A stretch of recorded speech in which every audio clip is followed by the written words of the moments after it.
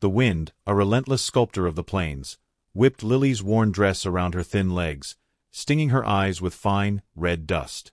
She was a tiny figure against the enormity of the sky, the last vestiges of her family's homestead a sad, splintered silhouette behind her. The silence, broken only by the howl of the wind and the creak of the empty wagon, was deafening. Her throat felt tight, a familiar ache of loneliness settling deep in her chest. Beside her, Bess, the massive bull, stood with his head bowed, his usually bright eyes dull with shared sorrow. He looked less like a beast of burden and more like a gentle giant mourning a lost world. Lily reached up, her small hand stroking his broad, warm muzzle. "It's just us now, old friend," she whispered, her voice barely audible above the wind's lament. Bess let out a soft snort, nudging her hand, a silent promise of loyalty. Her fingers tightened around the crumpled $5 bill in her pocket, all that remained of her father's life savings. $5 and Bess. Not much, she thought, for navigating the vast, unforgiving West. Each gust of wind seemed to whisper the same question: what now? Her stomach grumbled, a stark reminder of their immediate predicament. The sun beat down, a relentless golden hammer on the parched earth, promising a long, difficult journey. Bess let out a low, mournful moo, his breath warm on her cheek. Lily leaned into his sturdy flank, drawing comfort from his presence. The road ahead stretched into an unknown haze, but with Bess by her side, a spark of stubborn resolve ignited within her. A horizon rider. The sun, a fiery disk, dipped closer to the distant peaks, painting the sky in hues of orange and deep violet. Lily, perched on a fallen log, ran a comforting hand along Bess's broad flank. "No one's coming, Bess," she murmured, her voice a reedy whisper in the vast stillness. "We've walked for days, and there's just nothing. No towns, no ranches. Just endless scrubland."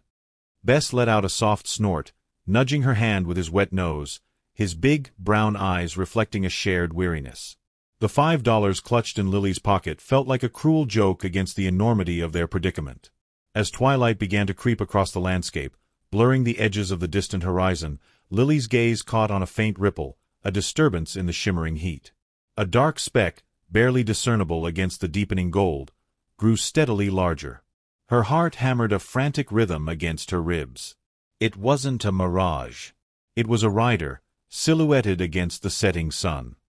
He approached at a steady trot, a figure of lean strength astride a sturdy bay. His wide-brimmed hat shaded eyes that seemed to take in everything at a glance. As he drew closer, the scent of dust and leather reached them. He reined in his horse a few yards away, his expression unreadable beneath the shadow of his hat. "Evening," he said, his voice a low rumble that carried easily in the quiet air. "Looks like you two are a fair piece from anywhere." A kind voice. The sun, a fiery orb dipping towards the horizon, cast long, distorted shadows across the dusty trail. Jake reined in his buckskin mare, the animal's hooves stirring up miniature clouds of red earth. His gaze, keen and unhurried, fell upon the small figure huddled beside a massive bull. The girl, no older than 12 perhaps, sat with her arm draped over the bull's broad neck, her shoulders slumped in an attitude of profound weariness. The bull, Bess, stood with a melancholy air, one large ear twitching occasionally, but otherwise still, a picture of quiet dejection. Jake noted the empty water skin, the threadbare blanket, and the desperation etched on the girl's young face. "Trouble, little one?"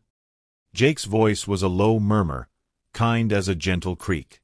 He dismounted, letting the reins trail, approaching with a measured, unthreatening pace. Bess, sensing no aggression, remained still, merely lifting his great head to regard the newcomer with intelligent, sorrowful eyes. Lily flinched, startled from her reverie, then slowly met his gaze. His eyes, the color of a summer sky, held an unexpected warmth. We're a bit stuck," she admitted, her voice barely a whisper, a tremor of vulnerability she usually kept hidden. The words, simple as they were, seemed to unlock a dam, and a flicker of trust, fragile but real, sparked in her chest. She gestured vaguely down the road.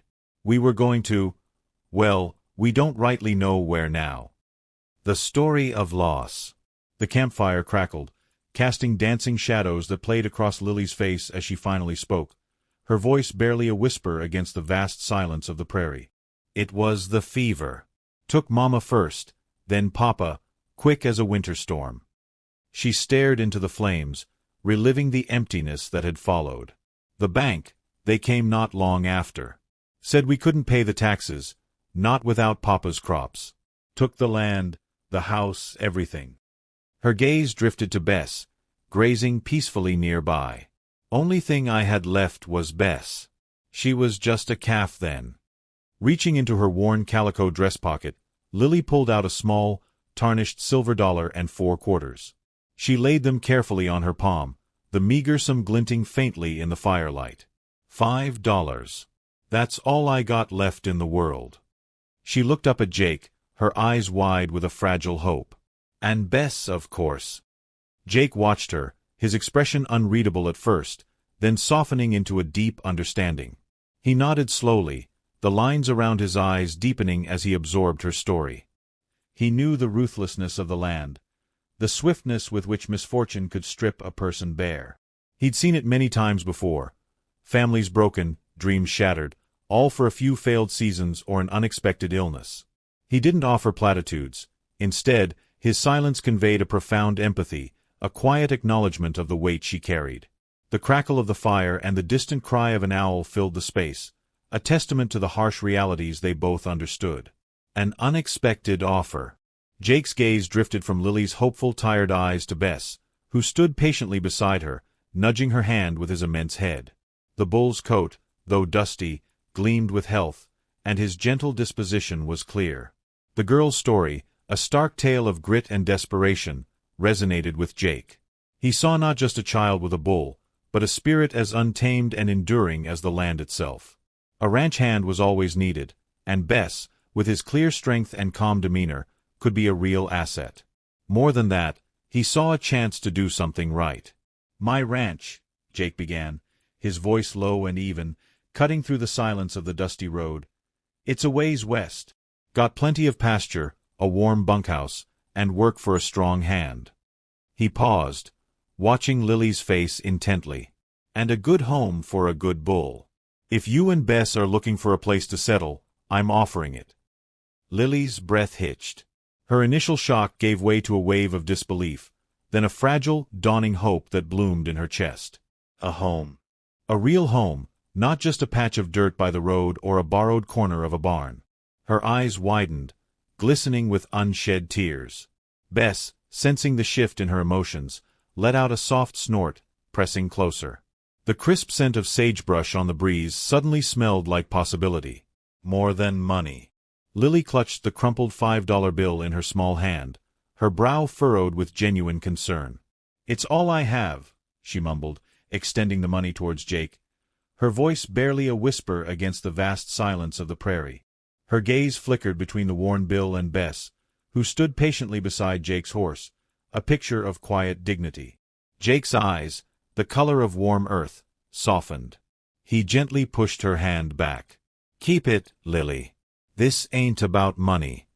A small smile touched his lips, crinkling the corners of his eyes. "Bess needs a home, and you need a place to go. That's worth more than any $5. His words, simple and direct, carried the weight of true sincerity, dissolving some of the worry etched on Lily's face. He turned and, with a practiced grace, scooped her up, setting her securely on the saddle in front of him. The leather creaked under her weight, a new scent of horse and dust filling her senses. "Hold tight," he advised, his voice a low rumble. Bess, as if understanding the unspoken command, began to follow, his heavy steps deliberate and steady. The sun, now dipping towards the horizon, cast long purple shadows across the plains, painting the landscape in hues of departure and promise. Lily leaned back slightly, feeling the reassuring warmth of Jake's presence, the rhythmic sway of the horse beneath them. Their journey, with Bess trailing faithfully behind, had truly begun. Journey to the ranch. The sun, a tired ember, dipped lower, streaking the vast sky with hues of tangerine and rose. Lily, perched behind Jake on the saddle, felt the rhythmic sway of the horse beneath them, a soothing counterpoint to the thrumming silence of the plains. Bess, tethered loosely to the stirrup, plodded alongside, his heavy steps surprisingly gentle. The earlier anxiety that had gripped Lily began to loosen its hold, replaced by a nascent feeling of safety she hadn't known in years. Jake, though quiet, exuded a steady competence that calmed her frayed nerves. Dust, fine as flour, puffed around the horse's hooves, catching the last golden light. Lily watched the landscape unfold, an endless canvas of sagebrush and distant, undulating hills. A jackrabbit, startled by their approach, darted across their path in a blur of brown fur. Later, as twilight deepened, the mournful, distant call of a coyote echoed across the darkening expanse, a sound both wild and beautiful. Lily shivered, not from fear, but from the raw, untamed majesty of it all. She leaned slightly into Jake's broad back, a silent acknowledgment of her growing trust. The air grew cooler, carrying the scent of dry earth and something wild, something free. The journey was long, but with each passing mile, the weight on Lily's young shoulders seemed to lighten. A new home awaits. The last light of dusk painted the sky in streaks of orange and purple as Jake's wagon finally rumbled to a stop. Before them stood a modest, sturdy farmhouse, weathered by sun and wind but radiating a quiet warmth. A large, well-maintained barn, its wood a deep, rich brown, hunkered beside it. The air, crisp and cool, carried the scent of pine and damp earth. Bess, who had been remarkably patient throughout the journey, let out a soft snort as Jake unhitched him. His eyes, usually a little distant, brightened. He took a cautious step onto the lush pasture, then another, lowering his head to sample the sweet, dew-kissed grass. A small herd of red and white cattle grazed peacefully nearby, glancing up with mild curiosity before returning to their meal. Bess, after a moment of wary assessment, moved slowly towards them, a faint tremor of contentment passing through his powerful frame. "You'll be comfortable here, Bess," Lily whispered, a lump forming in her throat. Relief washed over her as she watched him. Jake, carrying her worn satchel, gestured towards the house. "Come on, Lily. Let's get you settled." He led her through a small, tidy kitchen, the scent of fresh-baked bread lingering in the air, and down a short hall. He opened a door to a small room. A simple cot, covered with a thick, quilted blanket, occupied one corner. A wooden chest served as a dresser, and a single window looked out onto the darkening fields. The air was clean, warm, and utterly silent. It was the first truly private space Lily had known in years. "It's not much," Jake said, his voice softer than usual, "but it's clean. And it's yours." Lily's eyes welled up. "Thank you, Jake," she managed, her voice barely a whisper. "Thank you." For the first time in what felt like an eternity, she felt safe. Life at the ranch.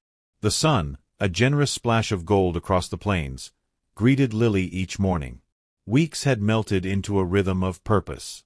Her small hands quickly learned the art of coaxing eggs from beneath warm hens, their soft clucking a comforting backdrop to her mornings. She'd scatter grain for the chickens, watching their frantic pecking with a quiet satisfaction that was entirely new. Jake, a silent shadow, would watch her, a faint nod of approval often the only acknowledgement. Bess, meanwhile, was a different creature altogether. He no longer stood apart, a solitary monument to sorrow. Now, his massive frame was a common sight among the herd, his coat gleaming in the sunlight as he grazed contentedly. The lowing of the other cattle was met with an answering rumble from Bess, a sound of belonging. Lily would often lean against the fence, watching him, a warmth spreading through her chest. This was home for him, and for her. She still kept the 5 crumpled dollars tucked safely in her pocket, a tangible reminder of her desperate journey, a memory of how far she'd come.